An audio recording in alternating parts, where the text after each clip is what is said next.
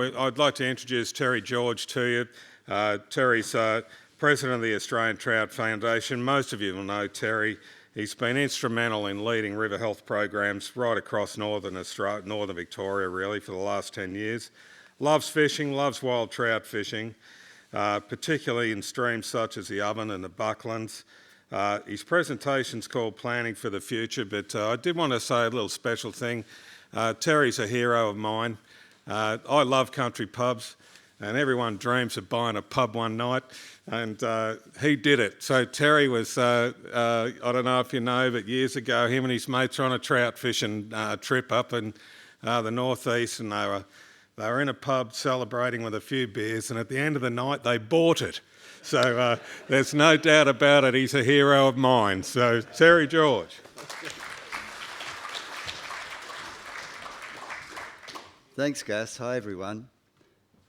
What I intend to do is to go through this fairly swiftly because a lot of what I was going to say has already been said by the first great speakers, by Taylor and by Phil and by Jared. It's all about habitat, of course.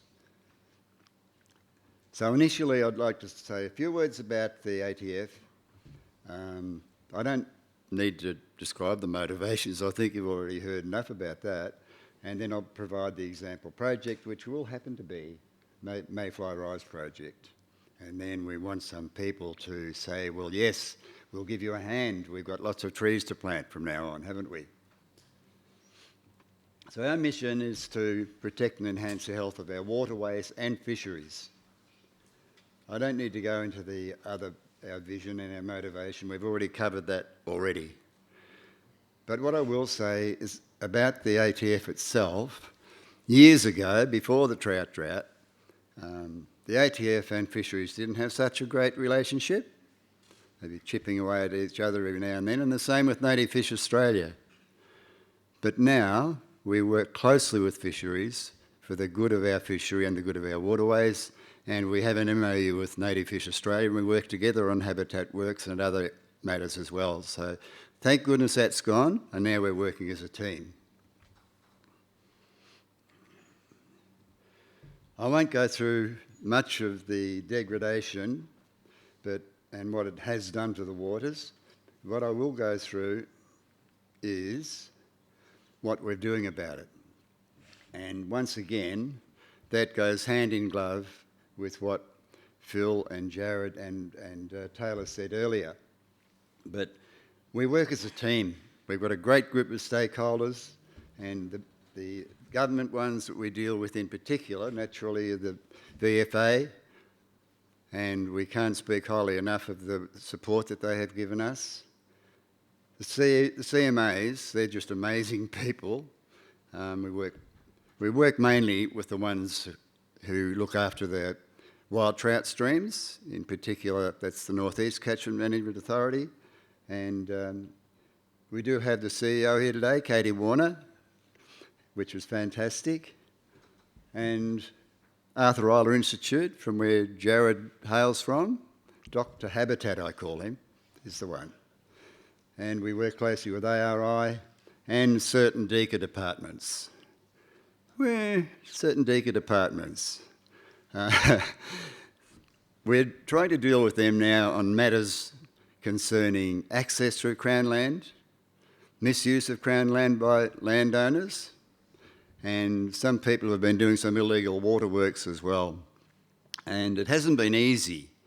There's been reports went in about some of these issues over 4 years ago, and nothing's really happened. But last week, we've got some movement happening. We've spoken to the Director of Water and Catchments, Nikki Gemmell, and Nikki's very keen to come and have a look at the two streams that we're going to use as examples, one being the Stevenson River and one being the Rubicon River.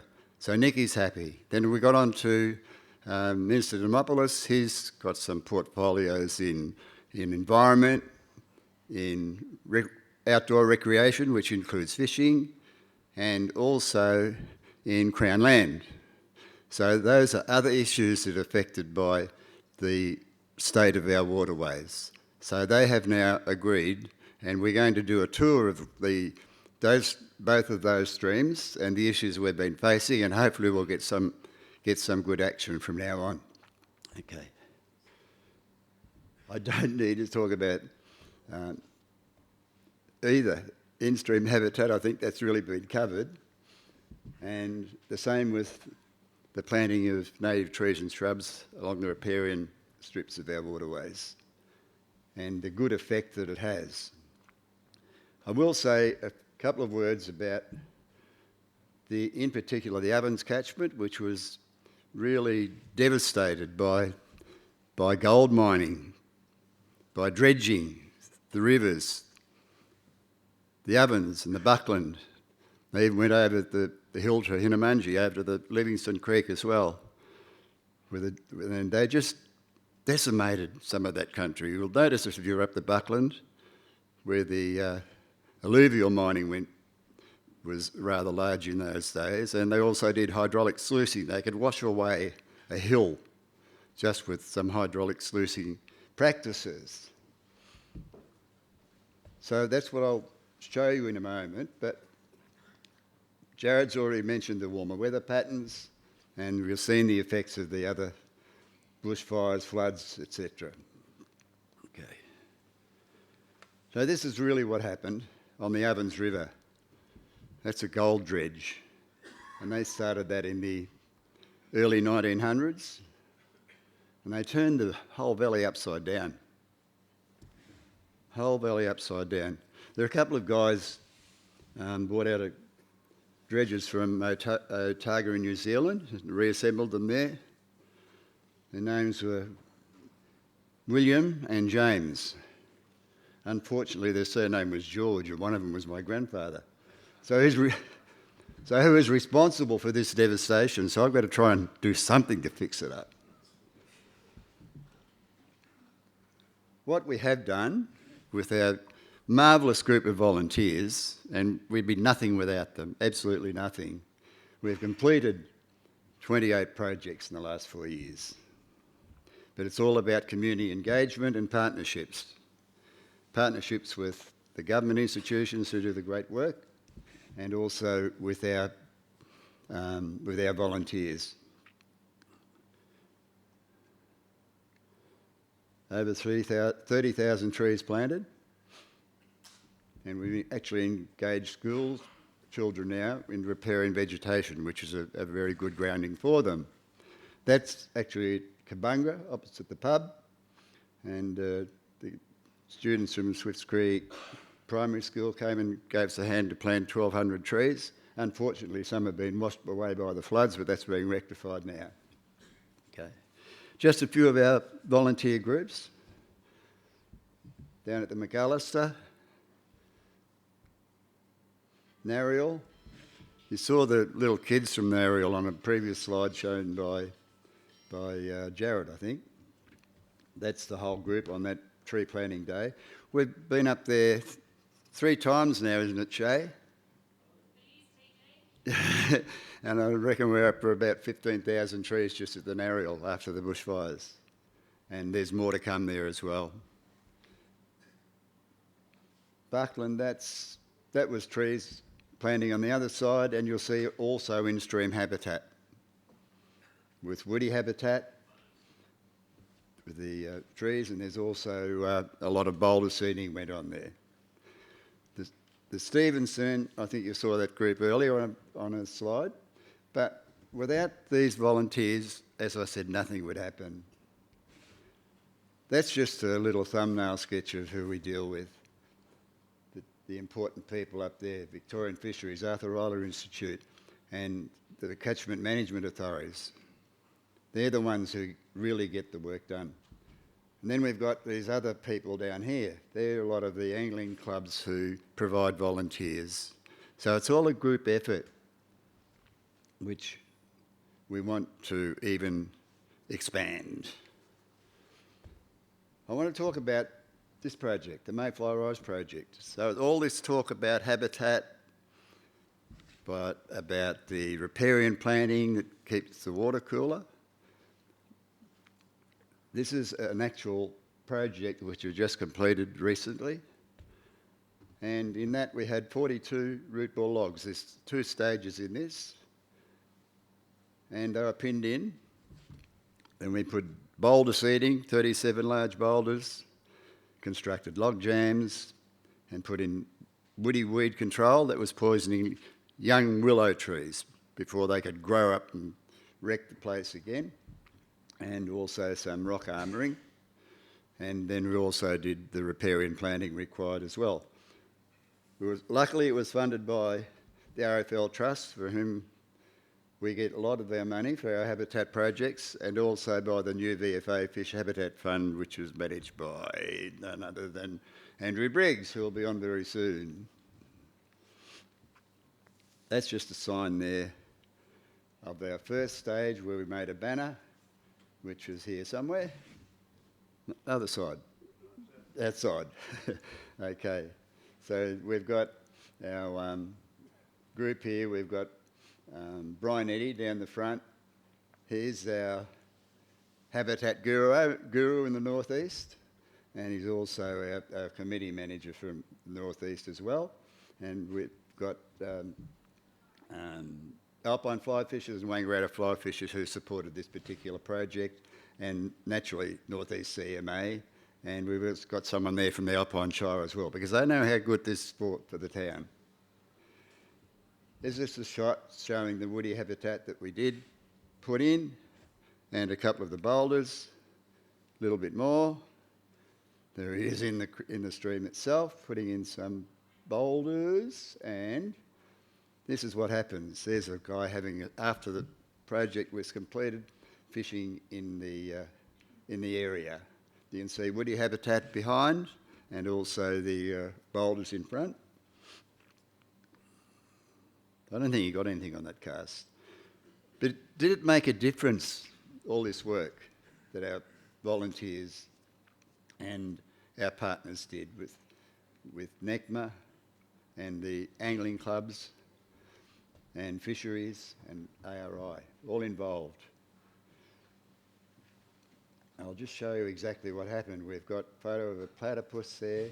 We've got the electrofishing being done by ARI, some blackfish, little galaxid, and this is what really happened. They did a survey in November 2023, electrofishing survey, and you can see what they got. I'm not going to read it out. The numbers of trout, blackfish, crayfish, galaxias, platypus, and I'll put down the bottom macas and trout cod. They're welcome. They've just got to get past the bright swimming pool. But they're welcome to come and join us up there as well. Professor John Morangello's research has already been mentioned, so we won't go into that. But going over to this year, March 24, the same waters were done. The same waters were done by ARI with the electrofishing, and this is the difference.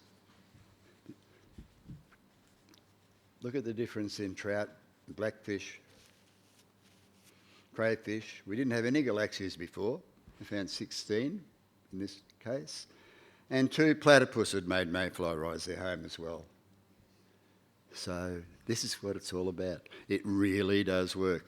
As Phil said it does, and it does. Planning for the future. Are we keeping pace? No. Weed eradication? No. Anyone know of any streams that you can't walk up because of all the blackberries? Okay, we won't say how many, but there's lots like that. A lot like that. So we're doing enough projects. We're doing the best we can, but no, we're not doing enough, so we need more volunteers. We're winning the battle, re-access to Crown waterfront land. Well, I don't think I need to answer that. Actually, I will say one thing.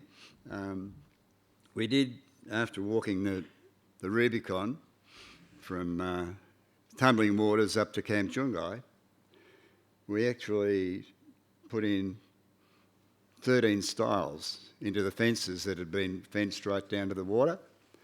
So we put in 13 stiles. And someone went fishing there 2 weeks ago, and one of the stiles had been removed by the landowner and some barbed wire put across. How did that go, James? Well, you didn't catch anything on them, that's the main thing. But did you catch up with the landowner? No. No. So that's another issue we have to sort out now. We'll get. I believe Deacon were there this week. Yeah. Yesterday. Okay.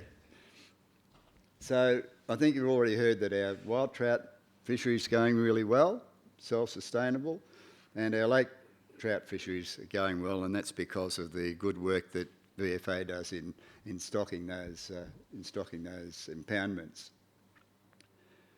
How can we contribute? I think we all know that. How many people here have been to one of the riparian planting days? Did you put your hand up?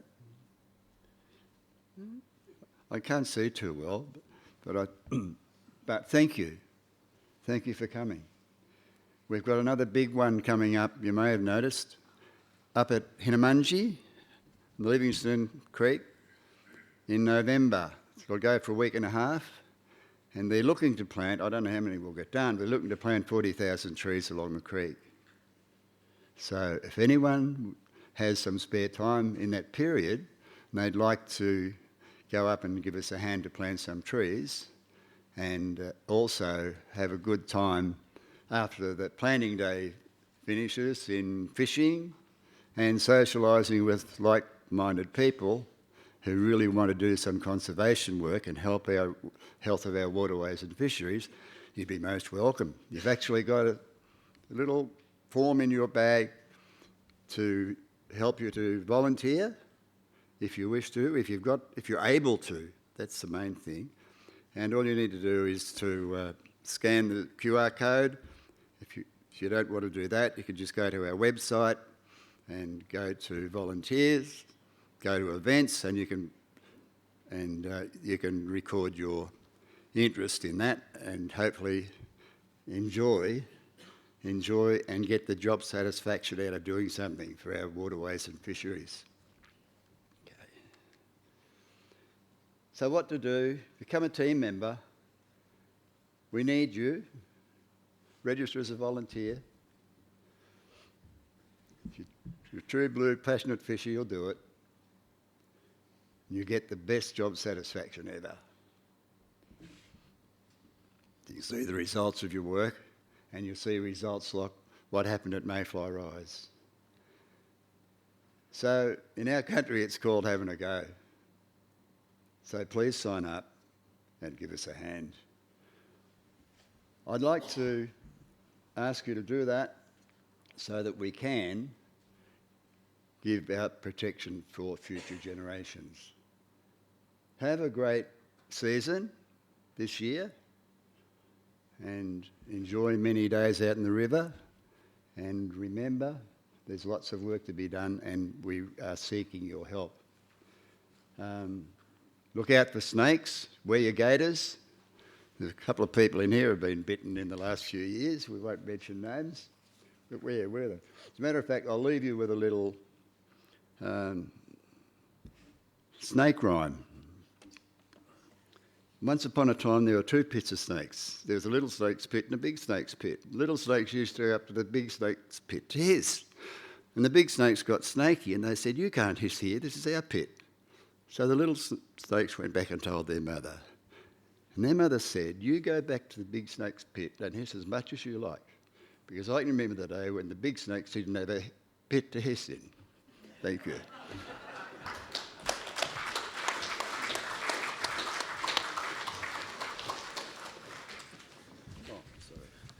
Thanks, Terry. I'll just ask you to stay with me for a second. Taylor's going to come up now, and we've just got an award to present. So over to you, Taylor.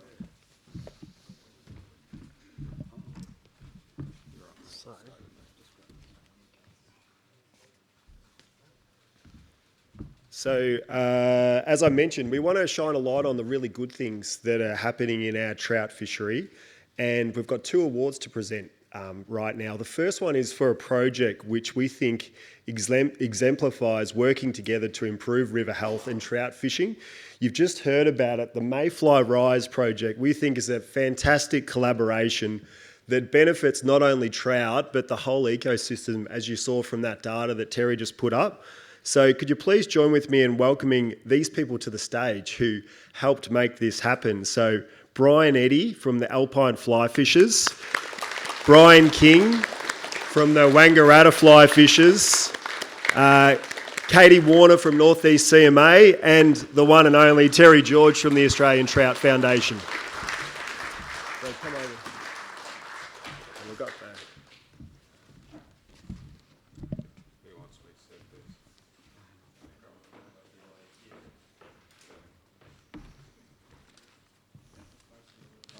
We're in design mode now, everyone. Thank you. Thank you.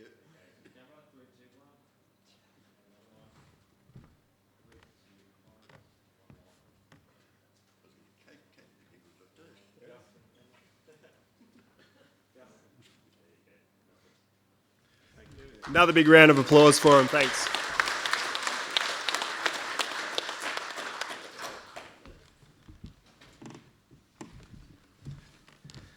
We've just got one more, so bear with us while we go through. Thank you to all. Well, we've just got one that I've just destroyed.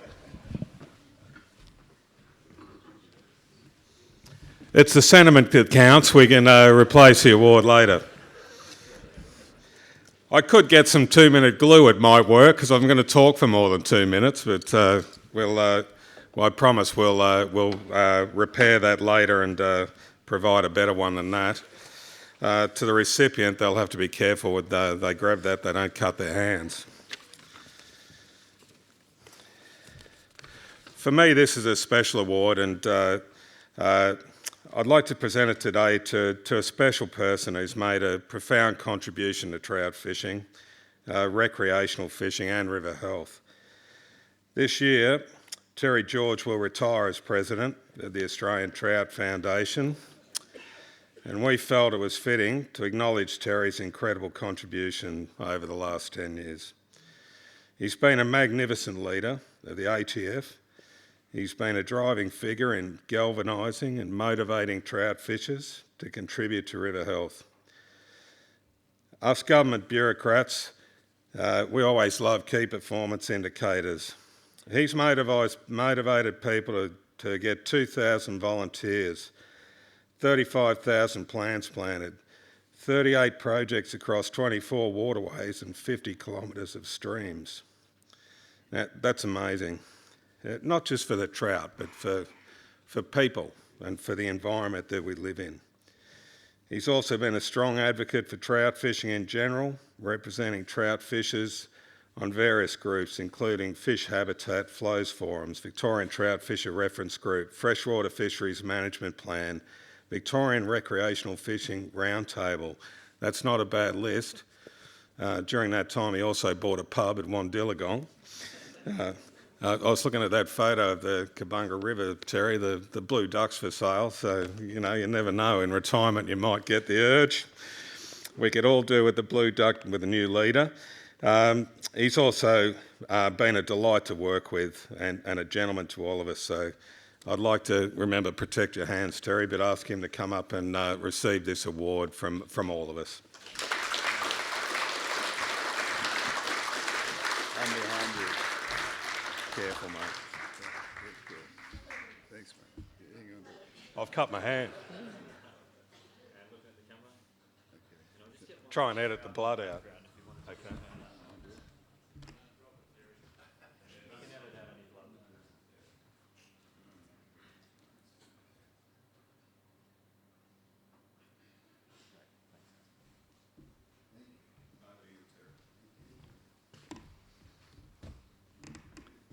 Very humbled to receive this award because it's really won by all of our supporters and all of our volunteers. And without them, I just wouldn't be here. There's no doubt about that. But we've got our committee people here. I said before with Brian Eddy from Northeast, we've got Brian King from Northeast, Wangaratta as well.